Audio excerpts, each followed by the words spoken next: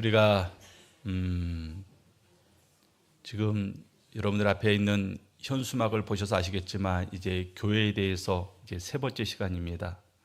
근데 우리들은 자꾸 까먹잖아요. 그렇기 때문에 한번 복습을 하도록 하겠습니다. 자, 1주차 교회는 무엇인가 한번 읽어보겠습니다. 시작. 교회는 부활의 능력 위에 세워진 공동체입니다. 교회는 그리스도를 머리로 모신 공동체입니다. 그리고 교회는 충만함을 세상에 흘려보내는 공동체입니다. 자, 제목을 보니까 좀 이렇게 머리에 뭐가 떠오르십니까? 안 떠오르는군요. 괜찮습니다. 또 하면 되니까. 자, 2주차 한번 보도록 하겠습니다. 2주차 시작.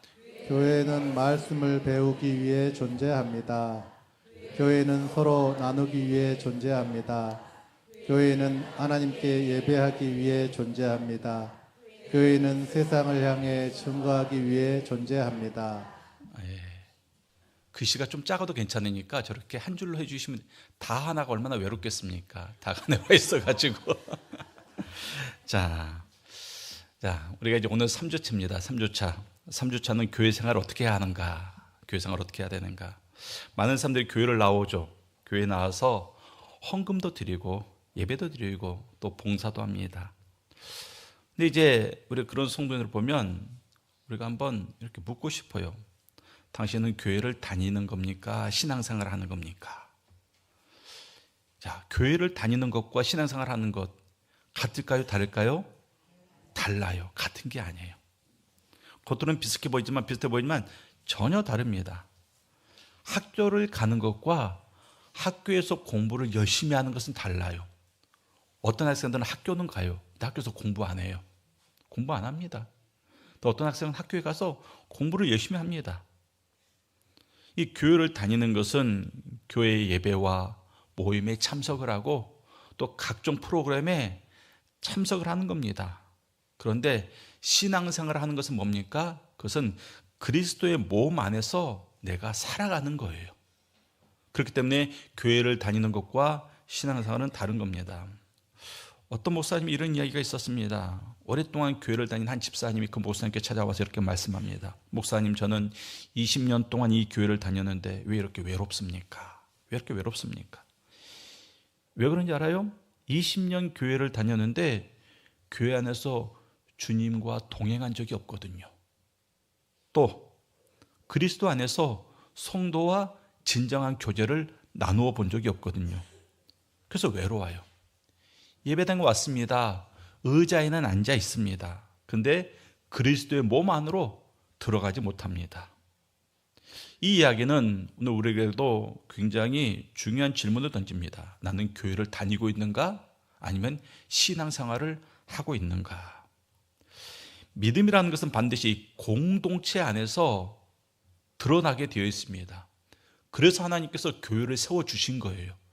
성도는 반드시 이 공동체 안에서 자신의 존재 이유를 발견하게 되어 있습니다. 오늘 본문 이 4절서부터 우리가 읽진 않았지만 18절까지 보면 교회 안에서 성도의 모습이 어떠해야 되는가 이것을 굉장히 구체적으로 가르쳐주고 있습니다. 그러면서 바울은 세 가지로 답을 합니다. 사실 더 많아요. 더 많은데 시간 관계상 가장 중요한 것 세 가지만 제가 여러분들과 나누도록 하겠습니다. 첫째는 자신에게 주어진 은사로 공동체를 섬겨야 한다는 것입니다. 자신에게 주어진 은사로 공동체를 섬겨야 된다. 바울이 이 교회를 설명하면서 몸이라는 비유를 사용합니다. 몸. 그래서 4절과 5절 말씀 보면 이렇게 말하고 있습니다. 우리가 한 몸에 많은 지체를 가졌으나 모든 지체가 같은 기능을 가진 것이 아니니 이와 같이 우리 많은 사람이 그리스도 안에서 한 몸이 되어 서로 지체가 되었느니라. 자, 이 본문에서 바울이 두 가지를 말하고 있어요. 하나는 다양성이고 하나는 통일성입니다. 지체는 다 달라요. 여러분들 손과 발의 모양이 다르잖아요. 손과 발의 기능이 다릅니다. 그렇다고 두 개가 서로 다르다고 해서 분열된 겁니까? 아니죠. 이 몸을 통해서 하나로 통일성을 이루고 있습니다. 그래서 그 중에 하나라도 없으면 장애인 거죠, 장애. 그 하나라도 결여되면 온전한 몸이 아닙니다. 마찬가지로 교회에서도 어느 한 가지로 이 부족하면 이게 교회가 온전한 모습으로 세워질 수 없습니다. 교회 다양성이 없어요. 통일성만 있습니다. 생각을 해보세요. 얼굴에 코와 입이 없어요. 다 눈밖에 없습니다. 통일은 이루었죠. 다 눈이에요. 다양하지 않아요. 그 사람입니까? 아니잖아요. 괴물이잖아요. 또 반대로 다양성은 있는데 통일성이 없어요. 그러니까 눈과 코와 입이 있는데 이것들이 다 제멋대로 붙어 있습니다. 입은 세로로 붙어 있고, 눈이 하나는 앞에 있고, 하나는 뒤통수에 붙어 있고, 또 코는 하늘을 향해 있고, 사람의 모습입니까? 아니죠. 괴물의 모습이죠. 그래서 교회는 다양성과 통일성을 다 가지고 있어야 됩니다. 몸은 하나인데 지체는 많다라는 것이에요. 지체는 다 제각각입니다. 그래서 눈과 같이 보는 일을 하는 지체도 있고, 손과 같이 봉사하는 일을 하는 그러한 지체도 있습니다. 발과 같이 걸어가는 일을 하는 그런 지체도 있다는 것입니다. 각각의 지체가 자기의 일을 잘 감당할 때 그 몸이 건강한 것처럼 모든 성도가 은사에 따라서 자기의 사명을 잘 감당할 때 교회는 건강한 교회가 될 수 있습니다. 우리 교회 안에 있는 성도님들이 다 은사가 달라요. 은사가 다릅니다. 그래서 6절에서 또 8절까지 보면 바울은 구체적인 은사들을 나열하고 있습니다. 한번 보도록 할게요. 6절과 8절까지 읽으면서 도대체 몇 가지 은사가 나오는가. 자, 읽지는 마십시오. 자, 여러분 한번 보세요. 지금 6절에서는 어떤 은사가 나옵니까? 예언 하나 나왔죠? 7절 볼게요. 7절 뭐가 나옵니까? 섬기는 것, 또 가르치는 것. 8절을 볼게요. 자, 위로, 또 구제, 그 다음에 또 뭐가 나오죠? 다스리는 것, 그리고 마지막으로 긍휼을 베푸는 것. 7가지의 은사가 나옵니다. 은사는 더 많아요. 더 많은데 오늘 본문에서 이처럼 7가지의 은사를 언급하고 있습니다. 근데 중요한 것은 은사의 종류가 몇 가지냐, 어떤 은사가 있느냐, 이게 중요한 게 아니라 그 뒤에 붙은 수식어가 중요한 거예요. 그 뒤에 붙은 수식어가. 다시 한번 보도록 하겠습니다. 6절 말씀 한번 띄워주세요. 자, 예언이라는 은사가 있습니다. 예언이라는 은사는 어떻게 드러나야 된다고요? 믿음의 분수대로. 믿음의 분수대로. 자, 7절 말씀은 섬기는 일로, 가르치는 일로. 8절을 띄워주십시오. 자, 위로하는 자는 위로하는 일로, 그리고 구제하는 자는 어떻게? 성실하게. 다스리는 자는 어떻게? 부지런하게. 긍휼을 베푼 자는 어떻게? 즐거움으로. 자, 이게 중요한 거예요. 은사의 종류도 중요하지만 그 은사를 어떻게 드러낼 것인가, 은사를 드러내는 그 자세, 태도, 이게 굉장히 중요합니다. 우리 사랑하는 성도님들은 여러분들이 교회 생활을 제대로 하기 위해서, 교회 생활이 신앙생활이 되기 위해서는 여러분들의 은사를 발견하고 그것으로 공동체를 섬겨야 됩니다. 은사는요, 내 유익을 위해서 있는 게 아니에요. 은사는 공동체를 섬기기 위해서 있는 겁니다. 그래서 우리의 은사는 교회 공동체를 든든히 세워가는데 드러나야 됩니다.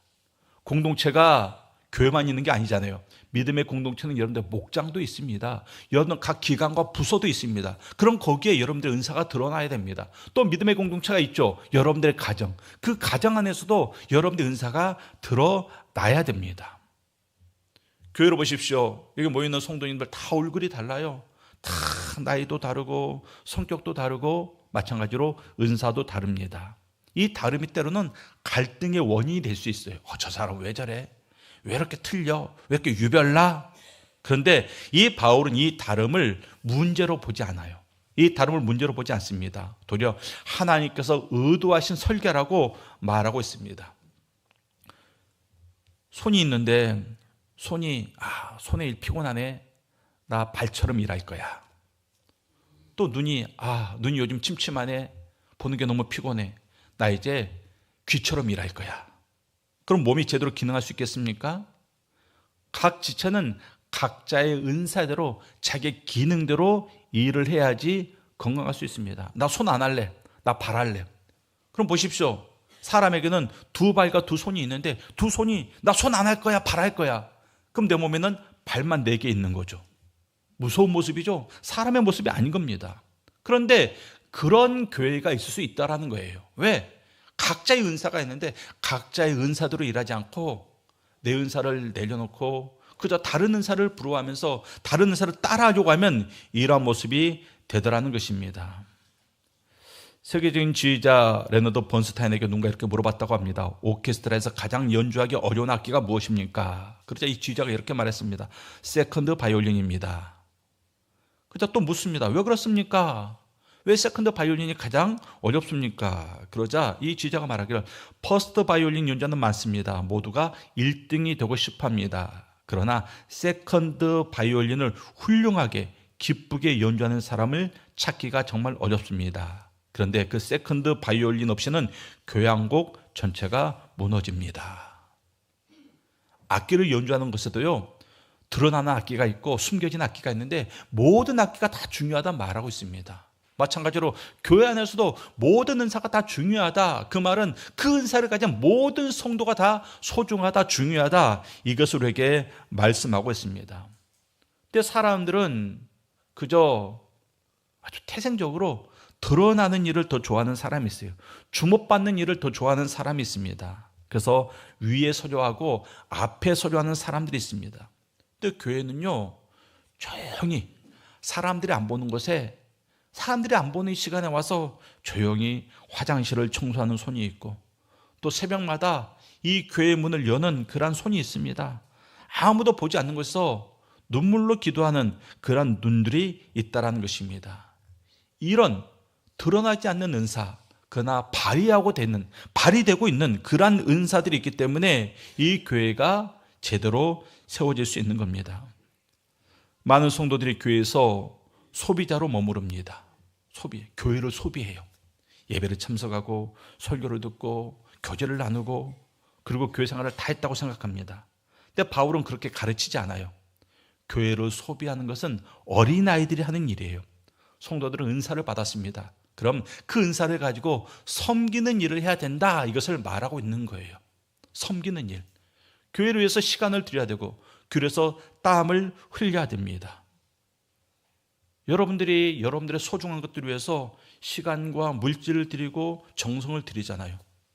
근데 교회에서는 그거 안 하려고 해요. 왜? 교회가 자기에게 소중한 게 아니거든요. 교회는 그저 와서 내가 누리고 가면 되는 거야. 교회에서는 내가 땀 흘리는 곳이 아니야. 그런 생각을 가지고 있는 분들이 있습니다. 그럼 그분은 그리스도의 몸이 아닌 거예요. 그리스도의 몸 안에서 하나가 되지 않았기 때문에 그렇습니다. 우리 사랑하는 성도님들 다 은사가 달라요. 말씀으로 가르치는 은사가 있고 또 조용히 옆에서 누군가를 위로하는 은사를 가진 사람이 있습니다. 또 어떤 사람은 재정적으로 구제하는 은사가 있는 사람이 있습니다. 또 어떤 사람은 몸으로 섬김과 봉사를 하는 그런 은사를 가진 사람도 있습니다. 이 은사 가운데 어느 것이 더 크고 중요하다 말할 수 없습니다. 말할 수 없습니다. 다 중요합니다. 그러니까 은사의 모양, 은사의 크기가 중요한 게 아니라 그 은사를 지금 사용하고 있느냐, 사용하고 있지 않느냐, 이게 중요한 거예요. 특히 바울은 이 긍휼의 은사를 가진 사람들에게 즐거움을 하라 말하고 있습니다. 즐거움을 하라. 왜? 이 긍휼의 은사는 대부분 섬기는 거거든요. 이 섬기는 것은 즐거움을 하지 않고 의무감으로 하게 되면 반드시 지치게 되어 있습니다. 그러면 기쁨을 잃어버리게 됩니다. 그래서 이 섬김의 은사 같은 것은 반드시 내가 받은 은혜로 말미암아 이 은사를 우리가 기쁨으로 감당할 때 이 은사가 제대로 발휘되고 이 은사를 끝까지 발휘할 수 있게 되는 겁니다. 그러니까 여러분들은 스스로 물어보십시오. 나는 교회 와서 교회를 소비하는 사람인가, 섬기는 사람인가? 또 하나님께서 나에게 주신 은사는 어떤 은사인가? 라는 것을 여러분들이 스스로 생각해 봐야 됩니다. 꼭 거창한 게 아니어야 돼요. 우리 성가대원들처럼 찬양으로 은사를 받아가지고 앞에서 찬양하는 그런 은사도 귀하지만 또 그냥 누구도 보지 않는 곳에서 조용히 휴지 줍는 것, 이것도 은사예요. 휴지 줍는 거 잘하는 사람이 있습니다. 그저 교회 올 때마다 그저 이렇게 걸레하나씩 들고 와서 틈날 이렇게 닦는 분도 있습니다. 그것도 다 은사예요. 또 어린이 교육을 잘하는 것도 은사고 아이들에게 사탕 나눠주면서 쓰다듬어 주는 것도 이것도 은사예요. 이것도 잘하는 분들이 있습니다. 이 모든 은사가 제대로 발휘될 때 비로소 교회는 든든히 세워질 수 있습니다. 은사는 발견되기도 하지만요, 은사는 개발되기도 합니다.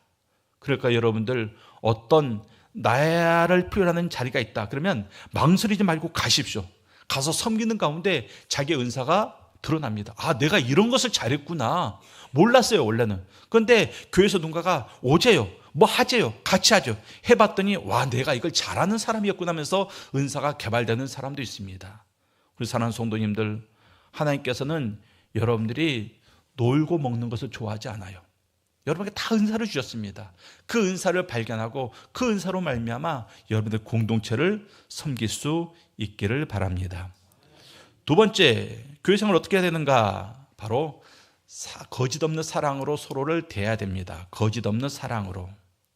9절 말씀 보면 이러한 말씀이 있어요. 아주 짧은 말씀이면 굉장히 강렬한 말씀입니다.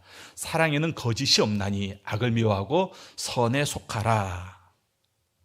거짓 없는 사랑, 거짓이 없다. 이 헬라 원어를 보면 이 거짓이 없다 뜻은 위선 없다, 연기하지 않는다, 가면을 쓰지 않는다, 그런 의미가 있습니다. 고대 그리스 배우들은 이 연기할 때 가면을 써서 가면. 바울은 그 가면을 벗으라 이렇게 말하고 있는 겁니다. 교회 안에서 가면 쓰고 살아가는 성도 있죠. 여러분들 가면 쓰고 살아가는 성도가 있습니다. 실제 모습은 그러지 않은데 그런 척하면서 살아갑니다. 근데 사람들은 알아요. 그 사람이 실제 모습을 알고 있습니다. 누가 가장 잘 알까요? 가족들이 가장 잘 알아요. 가족들이 가장 잘 압니다. 특히 여러분들의 가장 사랑을 받는 사람들, 가장 사랑하는 사람들이 나의 실체를 잘 알고 있습니다. 그러니까 그 가면을 계속 잘 쓰고 있으면 괜찮아요. 들키지 않으면 괜찮은데 이 가면이 종종 벗겨집니다. 종종 벗겨져요. 언제 이 가면이 벗겨질까요? 흥분하거나 화가 났을 때 그 가면이 벗겨집니다. 실체가 드러납니다. 또 이익이 걸렸을 때 그 가면이 벗겨져요.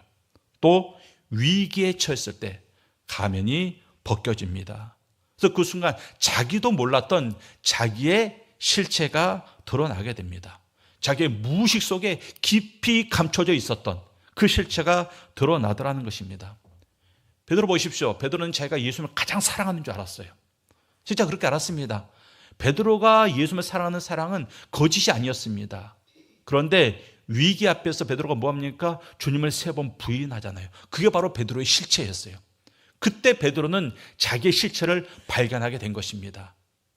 그래서 그렇게 막 교회 속에서 닭이 울자마자 밖에 나가서 통곡하면서 울었던 것입니다. 교회 안에 많은 사람들이 가면을 쓰고 있습니다. 겉으로 웃으면서 속으로는 미워하고 겉으로는 칭찬하면서 속으로는 험담하는 일들. 바울은 그것을 사랑이라고 말하지 않아요. 진짜 사랑은 가면 없이 진실되게 상대방을 대하는 것입니다. 근데 왜 사람들이 가면을 쓴가? 왜 가면을 쓰는가? 자기 실체가 부끄러워서 가면을 쓰는 겁니다. 자, 그렇다면 가면을 써서 가릴 게 아니라 자기 실체를 바꾸면 되는 거예요. 바꾸면 되는 겁니다. 근데 그걸 안 해요. 그저 가면을 씁니다. 믿음 좋은 척, 인격자인 척, 부지런한 척, 사람 좋은 척, 그렇게 살더라는 것입니다. 그러니까 교회 생활이 피곤해요. 교회 생활 얼마나 피곤합니까? 그런 척 하면서 살아야 되기 때문에. 근데 많은 성도들이 가면을 쓰면서 신앙생활을 합니다. 우리 옆 사람 보면서 이렇게 인사하도록 하겠습니다. 옆 사람 보면서 당신의 실체를 알고 있습니다. 인사하세요. 당신의 실체를 알고 있어요. 다른 성도들 다 속고 담임 목사도 속아도요, 옆 사람은 알고 있어요. 예. 그리고 중요한 것은 우리가 이 가면을 쓰고 살아가는 동안에는 정말 중요한 건데 절대 예수 그리스도 안에서 우리가 하나가 될 수 없습니다. 이게 중요한 거예요. 가면을 쓰고 살면 절대 우리가 하나가 될 수 없습니다. 그러면 하나가 되지 못하면 교회 아닌 거예요. 그래서 우리가 사랑하는 성도님들 진실된 사랑으로 서로를 대해야 됩니다. 그러면서 진실된 사랑이 무엇인가를 말하고 있는데 10절 말씀에 형제를 사랑하여 서로 우애하고 존경하기를 서로 먼저 하라 이렇게 말하고 있습니다. 자, 10절 말씀 여러분들 한번 보시면서 자, 저기에서 핵심되는 구절이 뭘까요? 맞아요. 먼저 하는 것. 너무 잘했어요. 한 번에 맞추다. 서로 먼저, 이게 바로 핵심입니다. 사랑하고 우애하고 존경하는데 기다리지 말고 먼저 하라는 거예요. 여러분들, 사랑은 우리만 합니까? 아니에요. 불신자들도 사랑합니다. 이단들도 사랑해요. 조폭들도 사랑합니다, 서로. 근데 그들의 사랑과 우리의 사랑의 차이가 뭐라고요? 우리는 서로 먼저 하는 겁니다. 서로 먼저 한다는 것은 조건을 따지지 않는 거예요. 보답을 생각하지 않는 겁니다. 그냥 사랑하라는 겁니다. 경조사가 생기면 축의금을 해야 되죠. 축의금을 할 때 사람들 뭐 합니까? 내가 예전에 이 사람한테 얼마 받았더라. 그 자료 찾아봐요. 왜? 거기에 맞춰야 되기 때문에. 또 정말 내가 모르는 사람이 나에게 축의금을 보냈습니다. 난 그 사람한테 한 적이 없는데 그 사람한테 축의금을 보내요. 그러면 이렇게 생각하죠. 이거 다 빚이야, 부채야. 언젠가는 나가야 돼. 그러지 말라는 것입니다. 그런 식으로 사랑하지 말라는 거예요. 축의금 같은 사랑. 계산하지 말고 주고 부담 없이 그냥 받아야 됩니다. 받고는 잊어버리십시오. 잊어버리세요. 내가 잊어버려도요, 성령님께서 다 기억하십니다. 그래서 갚을 것은 갚게 하시고 넘어갈 것은 넘어가게 하십니다. 그러니까 어떻게 해야 된다고요? 계산하지 말고 서로 먼저 하라. 이게 바로 성경들에게 말하고 있는 사랑의 모습입니다. 교회는 다양한 사람들이 모였잖아요. 삶의 배경이 다릅니다. 나이도 다릅니다. 성격도 다릅니다. 그 다양한 사람들이 한 몸을 이루기 위해서는 반드시 사랑해야 돼요. 사랑이 없으면 이게 불가능합니다. 그래서 우리가 서로 먼저 하는 그 사랑 안에서 우리가 주님의 몸을 온전히 만들어 가야 됩니다. 또 11절 말씀 보도록 하겠습니다. 11절 말씀 우리 성도님들 한번 함께 읽도록 하겠습니다. 시작. 부지런하여 게으르지 말고 열심을 품고 주를 섬기라. 자, 부지런하여 게으르지 말고 열심을 품고 주를 섬기라. 우리가 주님을 섬기는 모습이 여러 가지가 있죠. 근데 그 중에서 가장 대표적인 것이 예배입니다. 예배. 그러니까 예배를 드림에 있어서 부지런하게 드리라, 이것을 말하고 있습니다. 우리 성도의 예배 생활 부지런합니까? 게으르지 않고 예배를 섬기고 있습니까? 정말 예배 생활이 열심히 있습니까? 봐요. 아무도 아멘 안 하잖아요. 왜? 우리는 예배 생활이 열심히 없기 때문에 그래요. 어떤 분은 속으로 아멘 했을 겁니다. 어떤 분은 아멘을 차마 못합니다. 그리고 아멘을 하신 분도요, 하나님께서 그 중심을 보시면서 그래, 넌 잘하고 있어. 또 어떤 성경에는 네가 뻔뻔하구나, 그렇게 말하는 성도도 있을 수 있습니다. 여러분들 지난 한 주간의 삶을 돌아보세요. 여러분들 열심히 살았던 순간들이 있습니다. 열심히 살았잖아요. 학생들은 시험 공부할 때 정말 열심히 공부합니다. 또 우리 어르신들은 뭐 할 때 열심히 합니까? 돈 벌 때 열심히 해야죠. 하나님께서 주신 기회, 열심히 우리가 일해야죠. 삶의 모든 것들을 열심히 하면 굉장히 좋은 거예요. 죄 짓는 거 빼놓고 열심히 하면 다 좋은 겁니다. 근데 문제는 뭐라고요? 모든 일에 열심히 하는데 예배 생활은 열심히 없어요. 예배 생활은 열심히 없습니다. 예배 생활을 어떻게 합니까? 이것저것 하고 남는 시간, 자투리 시간에 예배 드립니다. 약속 있다고 예배 빠지고, 바쁘다고 예배 빠지고, 몸 힘들다고 예배 빠지고, 부부싸움 했다고 예배 빠지고, 입으로 돕다고 예배 빠지고, 아주 별 이유로 다 예배를 빠집니다. 그런데 중요한 건 그런 이유로 직장은 안 빠지잖아요. 그런 이유로 학교를 빠지진 않잖아요. 학원은 안 빠지잖아요. 근데 예배는 빠져요. 왜요? 주님 앞에 나와서 예배하는 일이 공부하는 일이나 돈 버는 일보다 소중하지 않기 때문에 그래요. 여러분들 이제 주 오후가 되면 교육자들이 성도들의 결석 상황을 저렇게 보냅니다. 집사 땡땡땡 무슨 일로 빠졌고, 권사 땡땡땡 무슨 일로 빠졌고, 그 사유로 보면서 아, 이런 일이 있었구나, 기도해 드려야지. 그래서 제가 전화를 드리고 기도하는 사람이 있습니다. 또 어떤 결석사를 보면서 왜 이분은 이런 일로 교회를 빠졌을까, 그런 마음이 드는 분들이 있어요. 물론 이해는 합니다. 가족들이 안 믿기 때문에. 가족들이 안 믿으면 그럴 수 있죠. 근데 중요한 것은 언제까지 안 믿는 가족들에게 맞출 거냐, 이거예요. 언제까지. 그들이 나에게 맞춰와야죠. 그들이 나에게 맞춰도록 해야 됩니다. 그럼 어떻게 해야 됩니까? 그들을 나에게 맞추게 하기 위해서는요, 평소에 잘해야죠. 평소에 잘하다가 주일에 어떤 일정이 잡히면 주일은 저는 교회를 가야 됩니다. 예배를 드려야 됩니다. 그래서 일정을 조정해 주세요, 요구하든가. 조정이 안 되면 저는 그냥 봉투만 보내겠습니다, 이렇게 말할 수 있어야죠. 왜 그걸 못합니까? 그거 해야죠. 여러분들이 예수를 믿고 구원을 얻은 성도라면, 천국을 갈 성도라면 한 주간의 삶을 바르게 설계해야 됩니다. 삶을 바르게 설계해야 돼요. 예배 시간을 먼저 배치하고, 그리고 나머지 삶을 예배를 중심으로 배치하는 겁니다. 안 그러면 평생 자투리 시간만 주님께 드리게 됩니다. 은혜는 부스러기 말고 통으로 받고 싶으면서 주님께는 부스러기, 자투리만 드리고 있다는 것입니다. 여러분도 주님께 그냥 몸통 드리세요. 맨날 닭모가지 주님께 드리지 말고 몸통을 드리십시오. 그럼 주님이 감동하십니다. 주님도 인격자시거든요. 그러니까 감동합니다. 어제 저녁에 저희 집에 딸이 있는데 설교 시간에 가족 얘기하면 얘들이 싫어하는데, 아무튼 그래서 이름은 안 밝힐게요. 딸이 있습니다. 여러분이 생각하는 그 아이 맞아요. 그 딸이 저녁상을 차렸습니다. 엄마 도움을 안 받고 지가 감자도 깎고 다 해가지고 닭백숙 비슷한 것을 만들었어요. 그런데 가족들이 저에게 닭다리를 주더라고요. 다리를. 살이 통통하게 붙어있는 그 닭다리. 제가 얼마나 감동했겠습니까? 닭모가지 누가 먹었을까요? 얘 엄마가 먹었습니다. 그러니까 여러분들 가끔 주님께 그 닭다리 드리세요. 두툼한 다리살 줄이십시오. 그럼 주님이 감동하십니다. 감동만 하실까요? 주님은 계산이 정확하신 분이에요.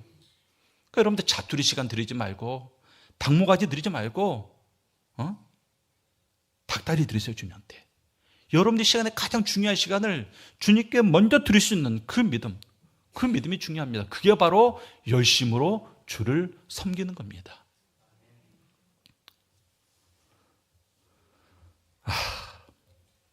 아멘한 자에게 복이 있을지어다. 세 번째 보도록 하겠습니다. 세 번째 대지. 자, 세 번째 대지 띄워주세요. 자, 3번을 다 같이 있습니다. 시작. 세상과의 관계에서 평화를 추구해야 됩니다. 자, 교회 생활을 어떻게 할 것인가? 세상과의 관계에서 평화를 추구하라. 왜 교회 생활인데 교회 밖을 말하고 있는가? 자, 14절부터 바울의 이 시선은 교회 밖으로 시선이 옮겨지고 있습니다. 14절 말씀에 너희를 박해하는 자를 축복하라. 축복하고 저주하지 말라. 자, 당시 교회를 핍박하는 사람들이 있었습니다. 누굴까요? 유대교 지도자들, 그리고 로마 정부. 이 말씀은 너희의 시선을 교회 안에만 머물러 있지 말고 너희 시선을 교회 밖으로 돌리라는 것입니다. 앞에서 얘기했던 그 사랑, 먼저 하는 사랑을 교회 안에서 너희들끼리만 하지 말고 교회 밖으로도 그 사랑을 흘려보내라, 이것을 말씀하고 있습니다. 그러니까 무슨 말이냐? 이 교회 생활은, 신앙생활은 교회 안에서만 이루어지는 게 아니라는 것입니다. 신앙생활의 진정한 열매는 교회 밖에서 맺히는 거예요. 여러분들, 불을 피우면요, 환한 낮에 불을 피우면 별 효과 없습니다. 근데 깜깜한 밤에 불을 피우면 환해지잖아요. 우리의 신앙의 빛은 어디서 빛을 발합니까? 죄악으로 가득 찬 교회 밖에서, 세상 가운데 비로소 그 믿음은 빛을 발하게 되어 있습니다. 그러니까 여러분들 주일을 보내고 나서 이제 월요일서부터 직장으로, 학교로 나가지 않습니까? 또 가정으로 돌아가지 않습니까? 그때도 여러분들 믿음이 살아있어야 돼요. 여러분의 믿음이 그때도 작용을 해야 됩니다. 그래서 일상의 자리에서 우리가 어떻게 살았느냐, 교회 안에서 어떻게 섬겼느냐가 아니라 일상의 자리에서 우리가 어떤 태도로 살아갔느냐, 이게 바로 교회 생활의, 신앙생활의 굉장히 중요한 또 다른 측면입니다. 그럼 어떻게 살아야 될까요? 14절 말씀 이렇게 말하고 있습니다. 박해하는 자를 축복하라. 왜 나를 힘들게 하는 사람을 축복해야 되는가? 여러분들 주변에 여러분들 힘들게 하는 사람들이 있을 거예요. 그런데 힘들게 하는 사람들을 한번 살펴보십시오. 공통점이 있습니다. 무엇입니까? 다 내 주변 사람들이에요. 멀리 있는 사람이 나를 힘들게 하는 게 아니에요. 내 주변 사람들이 나를 힘들게 하는 겁니다. 남편과 아내가 나를 힘들게 하고요, 가족들이 나를 힘들게 하고, 이웃이, 친지가, 또 동료가, 교회 안에 있는 성도가 나를 힘들게 하는 거예요. 다 나와 관련 있는 사람들이에요. 나를 박해하는 사람들이 나와 가까이 있는 사람들이라는 거예요. 그래서 우리는 그들을 박해하지 말고 축복을 해야 됩니다. 다시 한번 옆에 사람 좀 손을 잡으세요. 옆에 사람 손을 잡으세요. 손을 잡고 이렇게 말하십시오. 그럼에도 불구하고 당신을 축복합니다. 그럼에도 불구하고 당신을 축복합니다. 예, 그럼에도 불구하고. 거기 신혼부부 왜 손을 안 잡나? 신혼부부 때는 계속 손잡고 다녀야지. 그럼에도 불구하고 당신을 축복합니다. 박해하는 자를 축복하라. 악을 악으로 갚는 그런 악순환에서 빠져나오라는 거예요. 내가 받은 상처가 있습니다. 그대로 돌려주지 말고, 그걸 그대로 돌려주고 싶은 마음이 우리가 얼마나 많은지 몰라요. 그런데 그 고리를 은혜로 끊으라는 것입니다. 우리가 하나님을 배반했잖아요. 그런데 하나님을 배반하고 죄 가운데 살았는데 하나님께서 독생자를 보내시고 예수 우리에게 직접 찾아오셔서 죽으셨습니다. 죄와 심판과 사망으로 연결된 고리를 사랑과 은혜로 끊으신 거예요. 그러니까 이처럼 인간관계에 있어서 이런 악순환의 고리, 이 고리를 우리가 끊어야 돼요. 저들은 못 끊어요. 저들은 그 고리를 끊을 수 없습니다. 왜? 능력이 없기 때문에. 근데 우리에게는 뭐가 있습니까? 부활의 능력이 있잖아요. 믿음으로 죄와 사망의 권세를 깨트리는 그 능력이 우리에게 있기 때문에 우리만이 그 악순환의 고리를 끊을 수가 있습니다. 그래서 박해하는 자를 축복할 수 있습니다. 원수를 사랑할 수가 있는 겁니다. 왜 우리만이 할 수 있습니까? 우리가 그들보다 강하기 때문에. 넬슨 만델라 대통령이 있습니다. 27년간 억울하게 옥살이했습니다. 그가 마침내 대통령이 되어서 취임식을 가졌을 때 자기가 감옥에 있으면서 자기를 이렇게 오랫동안 고통받게 했었던 그 교도관들을 취임식에 불렀다고 합니다. 그것도 귀빈으로 초대했다고 합니다. 전 세계 사람들이 그것을 보고 놀랐습니다. 그래서 어떤 기자가 물어봅니다. 어떻게 당신은 그렇게 당신을 괴롭혔던 사람들을 용서하고 초대할 수 있었습니까? 그다음 만델라가 이렇게 대답합니다.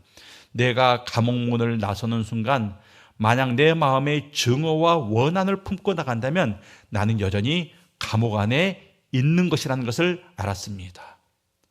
감옥을 벗어나서도 계속 내 마음 가운데 증오와 원망이 있으면 나는 여전히 새로운 감옥 속에 갇혀 있는 것이다. 그렇게 말하는 것입니다. 여러분들 얼마나 귀한 고백입니까? 용서하지 못하는 마음이야말로 감옥에 갇혀 사는 거예요. 증오라는 감옥, 원망이라는 감옥, 분노라는 감옥에 내가 갇혀 사는 겁니다. 그 인생이 행복하겠습니까? 행복하지 않아요. 그렇기 때문에 박해한 자를 축복하고 원수를 사랑할 때 그게 바로 내가 잘 되는 길입니다. 내가 복받는 비결이 되는 겁니다. 우리 성도님들 15절 말씀 한번 다 같이 읽겠습니다. 15절 말씀 시작. 즐거워하는 자들과 함께 즐거워하고 우는 자들과 함께 울라. 자, 이것은 이제 공감의 능력에 대해서 말하는데 즐거워하는 자들과 함께 즐거워하고 우는 자들과 함께 울라. 즉 내 이웃을 내 몸같이 사랑하는 그 말씀이에요. 근데 여러분들 한번 보십시오. 자, 15절 말씀. 즐거워하는 자들과 함께 즐거워하는 것이 있고 우는 자들과 함께 우는 것이 있습니다. 둘 중에 어느 게 더 어려울까요? 어느 게 더 어려울까요? 첫 번째가 더 어려워요. 첫 번째가 더 어렵습니다. 어느 신학자가 이렇게 말했어요. 이웃의 불행에 눈물 흘리는 것은 인간의 본능이지만 이웃의 성공에 진심으로 박수치는 것은 은혜가 있어야 가능하다. 기뻐한 자들과 함께 기뻐하는 이게 더 어렵다라는 거예요. 나는 취업을 못했는데 옆에 저 사람은 취업을 잘했습니다. 내 자녀는 뭔가가 안 되고 있는데 그 집 자식은 뭔가가 잘 되고 있습니다. 여러분들 진심으로 기뻐할 수 있겠습니까? 어려워요. 그러니까 이게 어려운 겁니다. 즐거운 자들과 함께 즐거워하는 것. 그때 진심으로 기뻐할 수 있으면 그게 바로 성숙한 그리스도인입니다. 예수님을 아주 많이 닮은 그런 성도의 모습입니다. 근데 중요한 것은 이런 기쁨이 내가 노력으로 되는 게 아니라는 것이요. 은혜로 되는 겁니다. 은혜로. 이 공감의 능력이 교회 공동체를 세상의 다른 공동체와 구분하는 그런 특징 중 하나입니다. 그래서 참된 교회는 시기와 질투가 없어야 됩니다. 참된 성도의 마음에는 시기와 질투가 없어야 됩니다. 근데 있어요. 그것들을 없애야 됩니다. 그것을 우리는 사랑이라고 말합니다. 그 사랑을 먼저 하라는 거예요. 여러분들 주변을 살펴보면 분명히 기뻐하는 사람이 있든가 슬퍼하는 사람 중에 한 사람이 반드시 있습니다. 그럼 공감해 주세요. 공감해 주는 거 돈 드는 거 아니잖아요. 시간이 많이 드는 것도 아닙니다. 그저 사랑만 있으면 됩니다. 그 사랑 우리에게 있잖아요. 이미 우리가 주님께 그 사랑 충분히 받았잖아요. 그 사랑으로 같이 울어주고 같이 기뻐해주고 어려운 게 아니거든요. 누구나 할 수 있는 겁니다. 여러분들 지금 당장 할 수 있는 겁니다. 오늘 우리가 읽었던 이 로마서 12장 4절부터 15절까지 교회 생활의 지침서와 같습니다. 바울은 세 가지를 말하고 있습니다. 은사로 섬겨라. 그리고 거짓 없는 사랑으로 서로 먼저 사랑하라. 그리고 세상과의 관계에서 평화를 추구하라. 이 모든 게 결국 하나로부터 시작되는 겁니다. 1절 말씀에 하나님의 모든 자비하심으로 너희를 권하노니, 이게 이 12장 전체의 출발입니다. 우리가 먼저 그 자비하심과 은혜를 받았기 때문에 은사를 사용할 수 있고, 받았기 때문에 서로 사랑할 수 있고, 받았기 때문에 세상에 박해하는 자들을 축복할 수 있다, 이것을 말하고 있습니다. 우리 사는 성도님들, 여러분들 교회를 다니고 있습니까? 신앙생활 하고 있습니까? 또 교회를 소비하고 있습니까? 섬기고 있습니까? 가면을 쓰고 있습니까? 진심으로 대하고 있습니까? 교회 안에서만 신앙인입니까? 교회 밖에서도 신앙인입니까? 이 질문이 우리의 교회 생활, 우리의 신앙생활을 새롭게 출발하는 귀한 출발점이 될 수 있기를 바랍니다. 기도하겠습니다.